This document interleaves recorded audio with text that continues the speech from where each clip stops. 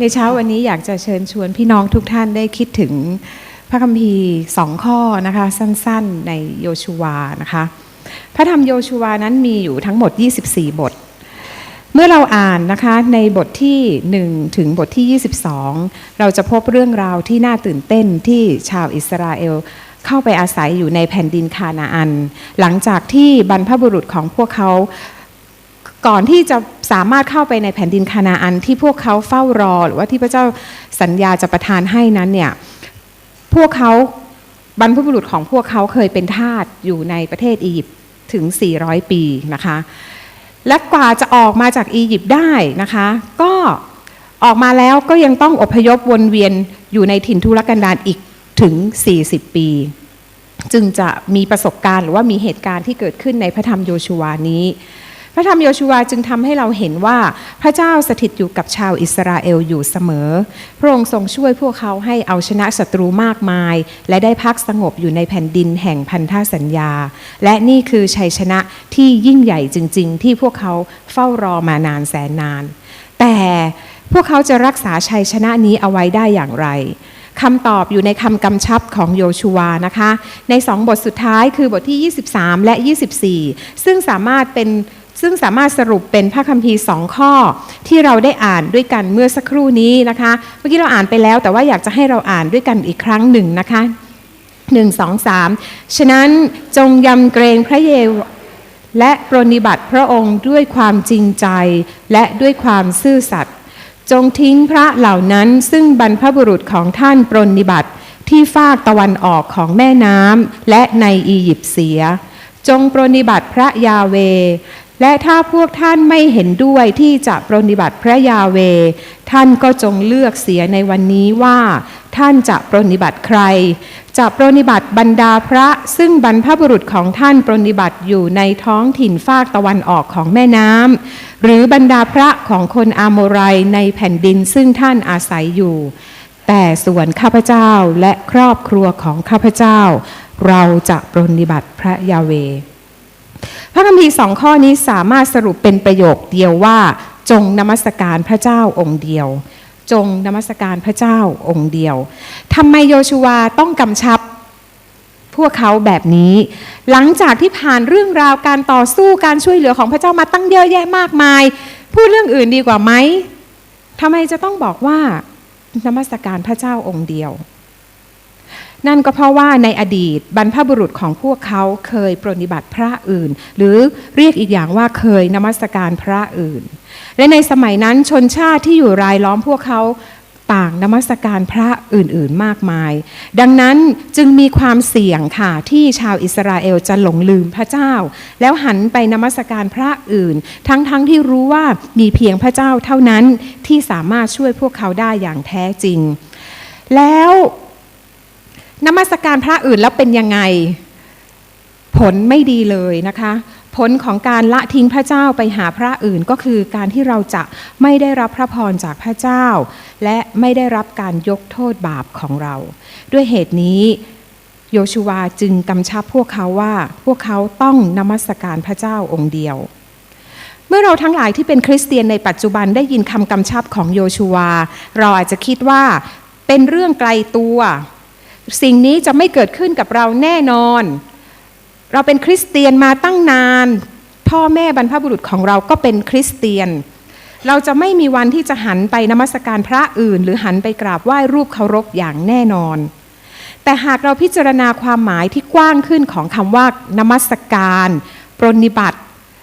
หรือคำว่าบรรดาพระหรือคำว่ารูปเคารพนะคะเราจะพบว่าแท้จริงแล้วเราทั้งหลายในปัจจุบันมีความเสี่ยงเช่นเดียวกับอิสราเอลในอดีตการนมัสการหรือปรนนิบัติบรรดาพระหรือว่ารูปเคารพไม่ได้หมายถึงการกราบไหว้บูชาสิ่งศักดิ์สิทธิ์ต่างๆเท่านั้นแต่หมายถึงการที่เราให้ความสำคัญกับบางอย่างมากกว่าพระเจ้าการที่เราให้ความสำคัญกับบางอย่างมากกว่าพระเจ้าแล้วอาการนะคะอาการของการที่เราแสดงให้ความสำคัญกับบางอย่างอื่นมากกว่าพระเจ้าเนี่ยมันจะแสดงออกมาก็คือว่าเราจะทุ่มเทความสนใจเวลาแล้วก็พลัง ให้สิ่งนั้นมากกว่าที่เราจะมอบให้พระเจ้า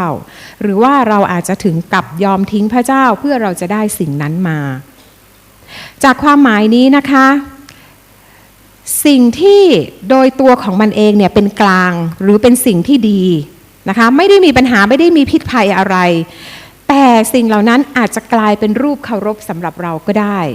ดังนั้นนะคะเราจึงมีความเสี่ยงที่จะนมัสการรูปเคารพในหลากหลายรูปแบบซึ่งผู้เชื่อในปัจจุบันมักถูกชักจูงให้หันไปนมัสการพระ4ประเภทที่อยากจะแบ่งปันกับทุกท่านในเช้าวันนี้นะคะพระที่1นะคะก็คือพระแห่งความสำเร็จพระแห่งความสำเร็จการมีความสำเร็จการที่เราประสบความสำเร็จในชีวิตไม่ใช่เรื่องที่ผิดนะคะต้องเข้าใจอย่างนี้ว่าการแสวงหาความสำเร็จในด้านต่างๆของชีวิตไม่ใช่เรื่องผิดแล้วพระเจ้าก็อยากให้เราประสบความสำเร็จด้วยแต่ปัญหามันเกิดขึ้นก็คือเมื่อไหร่ก็ตามที่เราให้ความสำคัญกับความสำเร็จมากกว่าพระเจ้า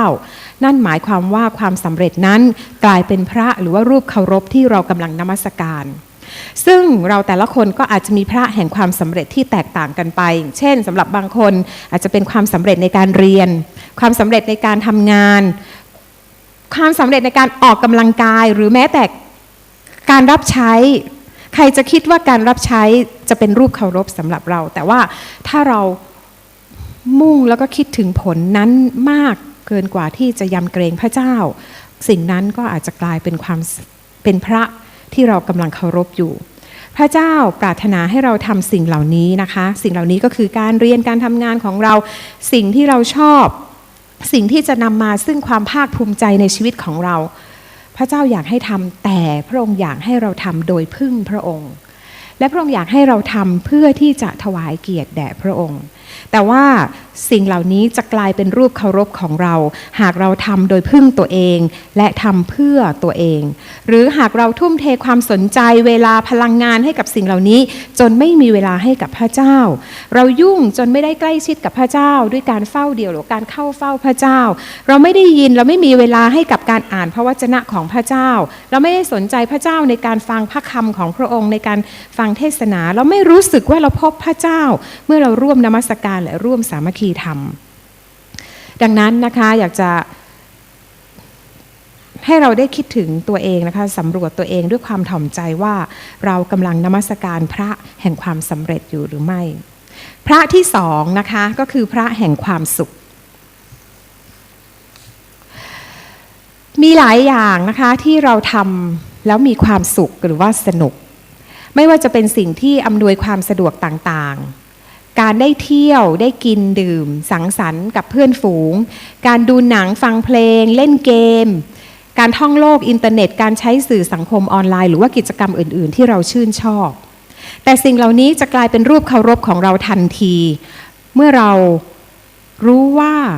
เรารู้สึกว่าเราขาดสิ่งนี้ไม่ได้นะคะเราขาดสิ่งนี้ไม่ได้เราหยุดเล่นเกมไม่ได้เราไม่ดูละครแล้วเราไม่ไหวอะไรอย่างนี้นะคะเราเสพติดความสุขจากสิ่งเหล่านี้จนไม่ต้องการพระเจ้าเราใช้เวลากับสิ่งเหล่านี้จนกระทบความสัมพันธ์กับพระเจ้าและความสัมพันธ์กับคนในครอบครัวหรือแสวงหาความสุขจากสิ่งเสพติดการพนันสื่อลามกการประพฤติผิดทางเพศหรือการกระทำที่ไม่ถูกต้องอื่นๆเรากำลังนมัสการพระแห่งความสุขในรูปแบบใดรูปแบบหนึ่งอยู่หรือไม่พระที่สามนะคะพระแห่งความรู้สึกมีคุณค่าหรือได้รับการยอมรับพระแห่งความรู้สึกมีคุณค่าหรือได้รับการยอมรับมนุษย์ทุกคนเราทุกคนนะคะปรารถนาความรู้สึกว่าตนเองมีคุณค่าและได้รับการยอมรับจากผู้อื่นและเราควรจะรู้สึกแบบนั้นทั้งจากในครอบครัวจากคนในครอบครัวในคริสตจักรในชุมชนและในสังคมดังนั้นหากเราไม่ระวังนะคะเราจะนมัสการพระแห่งความรู้สึกมีคุณค่าหรือได้รับการยอมรับด้วยวิธีการต่างๆโดยที่เราไม่รู้ตัวอย่างเช่นเราจะใช้ทรัพยากรใช้เวลาใช้เงินมากเกินไปในการที่จะดูแลตัวเองอย่างดีที่สุดนะคะผ่านการแต่งตัวแต่งหน้าการมีเครื่องประดับแพงๆมือถือแพงๆเครื่องใช้แพงๆรถยนต์แพงๆ หรือการทำตามเพื่อนในกลุ่มอยู่เสมอแม้ว่าพวกเขาจะทำในสิ่งที่ไม่ถูกต้องก็ตามการปรารถนาความร่ำรวยหรือตำแหน่งสูงหรือการแสวงหาความรักจากคนบางคนแล้วยอมทำทุกอย่างเพื่อเขาโดยไม่สนใจว่าถูกหรือผิดเพื่อจะได้รู้สึกว่าเป็นคนที่มีคุณค่าและได้รับการยอมรับพระที่4นะคะพระแห่งความมั่นคงปลอดภัยผู้คนในปัจจุบันนมัสการพระแห่งความรู้สึกมั่นคงปลอดภัยในหลายรูปแบบนะคะอย่างเช่นการที่จะต้องสะสมเงินทองและก็ทรัพย์สิ่งของมากๆการแสวงหาหน้าที่การงานที่มั่นคงการยึดติดกับสิ่งที่ตนเองคุ้นเคยซึ่งรวมทั้งสิ่งต่างๆที่เราทำในคริสตจักรด้วยนะคะจะเป็นรูปแบบแนวทางวิธีการต่างๆการทำสิ่งเหล่านี้ไม่ใช่เรื่องผิดนะคะแต่สิ่งเหล่านี้จะกลายเป็นรูปเคารพของเราเมื่อเราให้สิ่งเหล่านี้เป็นเป้าหมายสูงสุดหรือว่าเป็นแหล่งของความมั่นคงปลอดภัยในชีวิตของเราแทนที่จะทำสิ่งต่างๆเพื่อที่จะถวายเกียรติแด่พระเจ้าดังนั้นนะคะเราจำเป็นต้องถามตัวเองอยู่เสมอว่าเรากำลังไว้วางใจในพระเจ้าหรือไว้วางใจในทรัพย์สินเงินทองเราใช้สิ่งที่มีอยู่เพื่อพระเจ้าเพื่อผู้อื่นหรือเราสะสมไว้สำหรับตัวเองเท่านั้นเราทำสิ่งต่างๆในการนมัสการเพื่อยกย่องสรรเสริญพระเจ้าหรือเพียงเพราะเป็นความเคยชินทำแล้วรู้สึกสบายใจว่าตัวเองเป็นคริสเตียนที่ดีเราทำสิ่งต่างๆในคริสตจักรเพื่อประโยชน์ของประชากรพระเจ้าอย่างแท้จริงหรือเพียงเพื่อรักษาธรรมเนียมปฏิบัติที่เราคุ้นเคยนี่คือตัวอย่างของพระหรือว่ารูปเคารพ4ประเภทที่ผู้คนในปัจจุบันกำลังนมัสการแต่สิ่งเหล่านี้ไม่สามารถตอบสนองความต้องการของมนุษย์ได้อย่างแท้จริงแล้วนอกจากจะไม่เติมเต็มสิ่งที่อยู่ในจิตใจไม่เติมเต็มชีวิตแล้วนะคะบางทีสิ่งเหล่านี้ก็ล่อลวงทำให้มนุษย์หันไปจากทางของพระเจ้าจมดิ่งลงในความบาปและต้องรับผลของบาปในที่สุดดังนั้นนะคะเราต้องตัดสินใจให้ดีว่าเราจะเลือกนมัสการผู้ใดจากพระคัมภีร์ตอนนี้หลังจากที่โยชูวาได้กำชับคนอิสราเอลให้นมัสการพระเจ้าองค์เดียวท่านก็ได้เชื้อเชิญให้พวกเขาตัดสินใจเลือกเลยวันนี้ว่าจะนมัสการผู้ใดจะหันกลับไปหาความเชื่อเดิมจะหันไปนมัสการพระอื่นหรือจะนมัสการพระเจ้าองค์เที่ยงแท้สำหรับตัวของโยชูวาท่านได้ตัดสินใจอย่างแน่วแน่และประกาศในท้ายข้อที่15ว่าแต่ส่วนข้าพเจ้าและครอบครัวของข้าพเจ้าเราจะปรนนิบัติพระเจ้าพี่น้องคิดว่าอิสราเอลในเวลานั้นได้ยินคำถามนี้ของโยชูวาเขาจะตอบว่ายังไงหรือเขาตอบว่ายังไงบางท่านอาจจะรู้แล้ว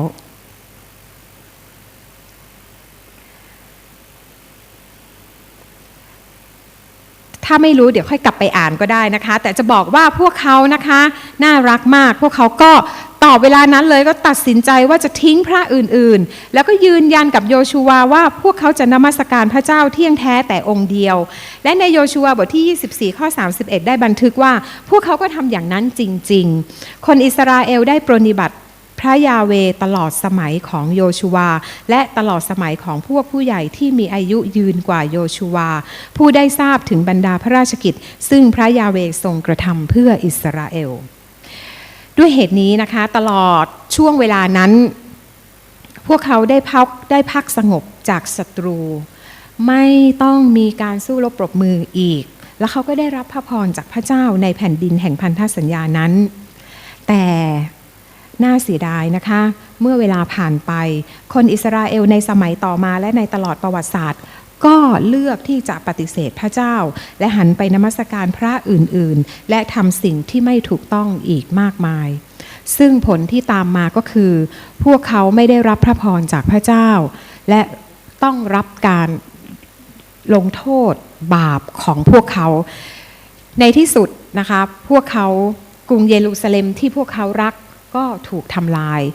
พวกเขาตกไปเป็นเฉลยไปเป็นทาสพวกเขาถูกปกครองด้วยชนชาติอื่นๆชีวิตของพวกเขายากลำเค็ญมากเป็นเวลาหลายร้อยปีแต่โดยพระคุณพระเจ้าและความรักของพระองค์แม้ชาวอิสราเอลจะละเมิดพันธสัญญาของพระเจ้าแม้ชนชาติต่างๆจะปฏิเสธพระองค์พระเจ้าก็ยังประทานความช่วยเหลือให้กับมนุษย์นั่นก็คือประทานพระเยซูคริสต์ พระองค์ทรงเป็นพระเจ้าที่เสด็จมาบังเกิดในโลกนี้เพื่อไถ่อิสราเอลจากผลของการละเมิดพันธสัญญาของพระเจ้าและไถ่ทุกชนชาติจากผลของความบาปดังที่ผู้เขียนฮีบรูได้กล่าวว่าเพราะเหตุนี้พระคริสต์จึงทรงเป็นคนกลางแห่งพันธสัญญาใหม่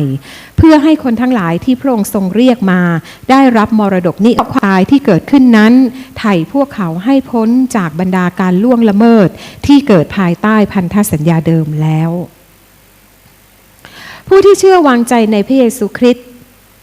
จึงพ้นจากโทษบาปเราได้กลับคืนดีกับพระเจ้าและเราสามารถนมัสการพระเจ้าองค์เดียวได้อีกครั้งหนึ่ง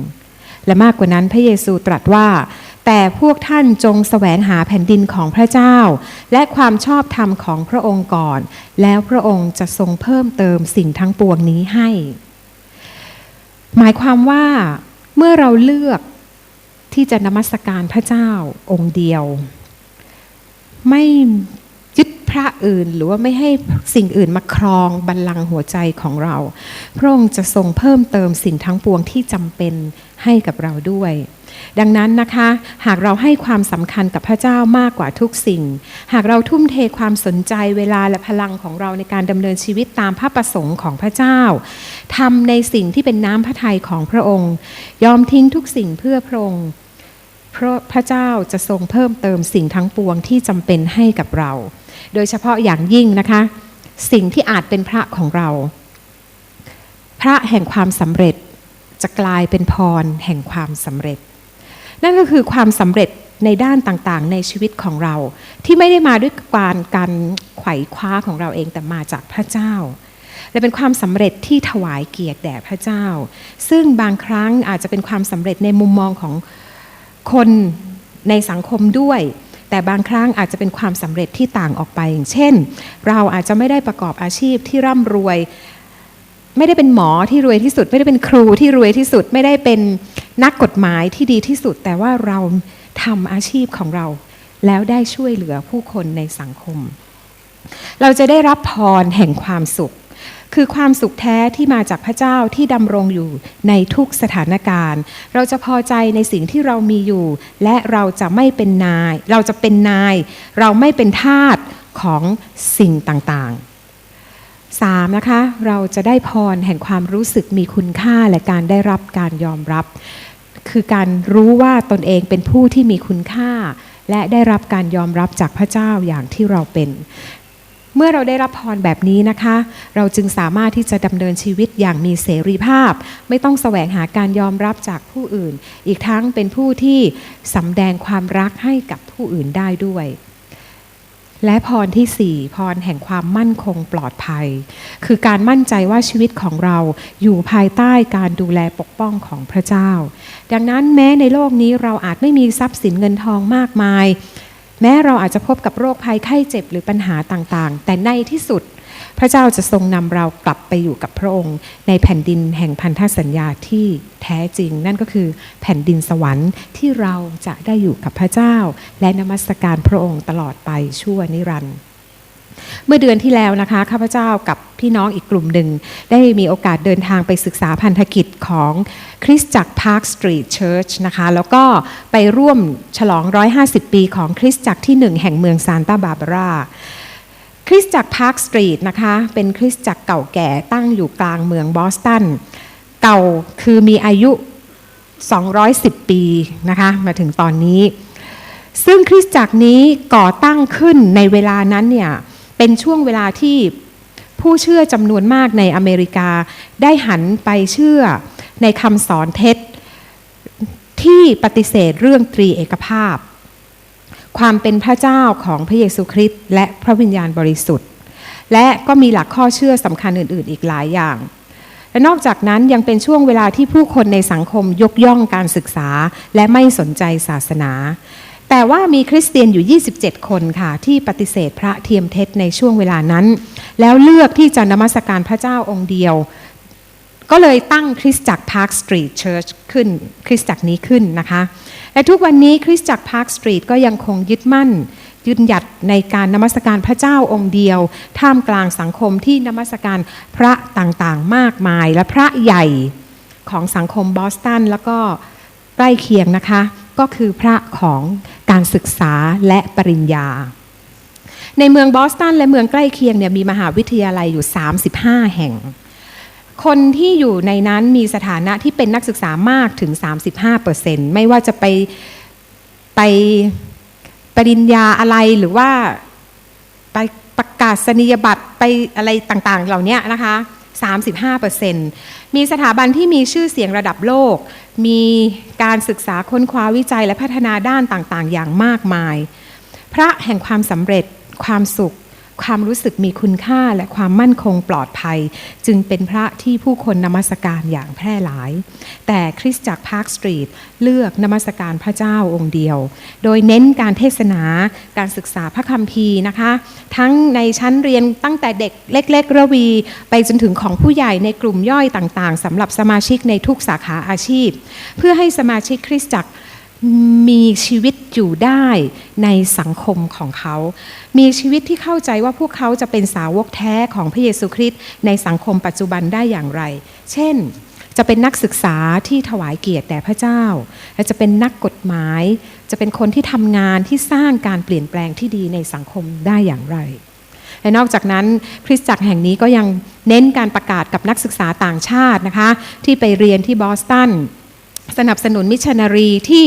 ออกไปรับใช้พระเจ้าในที่ต่างๆอย่างเต็มที่มาโดยตลอดแล้วก็ครอบครัวหนึ่งที่เรารู้จักนะคะมิชชันนารีที่มาจากคริสตจักรนี้ก็คืออาจารย์วิลเลียมแล้วก็อาจารย์พอลล่าฮันนาที่เคยอยู่ในคณะนักร้องชื่นชูใจเสมอนะคะทั้งสองท่านก็เคยเป็นมิชชันนารีที่ประเทศไทยแล้วก็ร่วมพันธกิจที่คริสตจักรที่1เชียงใหม่ของเราขณะนี้ท่านกลับไปที่ประเทศของท่านแล้วนะคะแล้วก็คริสตจักรนี้เวลานี้ก็ดูแลมิชชันนารีถึง13คนซึ่งกำลังเป็นพระพรไปยังผู้คนทั่วโลกนี่คือตัวอย่างของผู้เชื่อที่เลือกนมัสการพระเจ้าองค์เดียวซึ่งบางครั้งอาจจะดูเหมือนโง่เขลาในสายตาของคนอื่นๆแต่ในความเป็นจริงพวกเขาได้รับพระพรจากพระเจ้าและได้เป็นพระพรกับผู้อื่นอย่างมากมายด้วยดังนั้นคำถามสำคัญสำหรับเราในวันนี้คือเราจะเลือกนมัสการผู้ใดเราจะเลือกนมัสการผู้ใดหวังเป็นอย่างยิ่งว่าเราจะเลือกทิ้งพระต่างๆที่ผู้คนกำลังนมัสการแต่เราจะเลือกนมัสการพระเจ้าองค์เดียวและเราจะประกาศเหมือนกับโยชูวาว่าแต่ส่วนข้าพเจ้าและครอบครัวของข้าพเจ้าเราจะปรนนิบัติพระยาเวห์ให้เราอธิษฐานด้วยกันค่ะ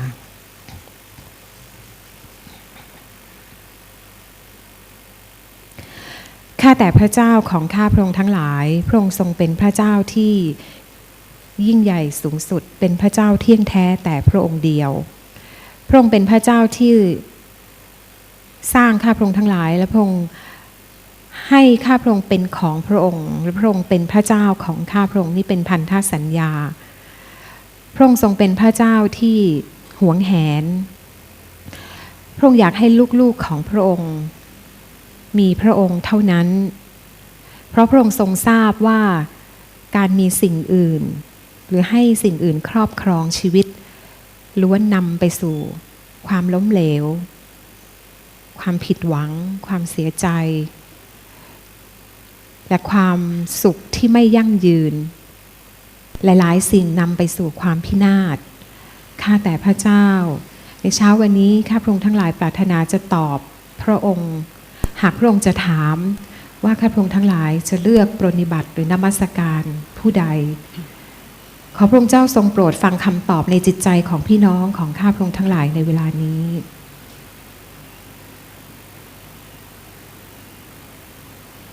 ข้าแต่พระเจ้าขอชีวิตของข้าพระองค์ทั้งหลายอยู่ในพระทัยของพระองค์เสมอขอให้คริสตจักรของพระองค์ก็อยู่ในพระทัยและในแผนการร่วมไปกับพระองค์เสมอขอพระองค์เจ้าทรงโปรดให้ชีวิตของข้าพระองค์ทั้งหลายไม่ว่ากำลังรับบทบาทของการเป็นนักเรียนนักศึกษาผู้ที่ทำงานบทบาทของการเป็นพ่อแม่ปู่ย่าตายายลุงป้าน้าอาในครอบครัวบทบาทบางอย่างที่สังคมและชุมชนมอบให้ขอพระองค์เจ้าทรงโปรดใช้ทุกสิ่งเหล่านี้ของข้าพระองค์ทั้งหลายเพื่อเป็นพรกับ คนกว้างไกลและชีวิตของข้าพระองค์ทั้งหลายสะท้อนว่ามีพระองค์เจ้ายิ่งใหญ่ในชีวิตแต่เพียงพระองค์เดียวข้าแต่พระบิดาเจ้าขอทรงโปรดอวยพรชีวิตของข้าพระองค์แต่ละคนแต่ละครอบครัวอวยพรคริสตจักรของพระองค์ที่จะดำเนินไปนมัสการพระเจ้าแต่เพียงผู้เดียวทั้งเมื่ออยู่ในสถานนมัสการของพระองค์และเมื่อก้าวออกไปขอพระองค์ทรงโปรดอวยพรและใช้ข้าพระองค์ทั้งหลายต่อไปอธิษฐานในพระนามพระเยซูคริสต์เจ้าอาเมน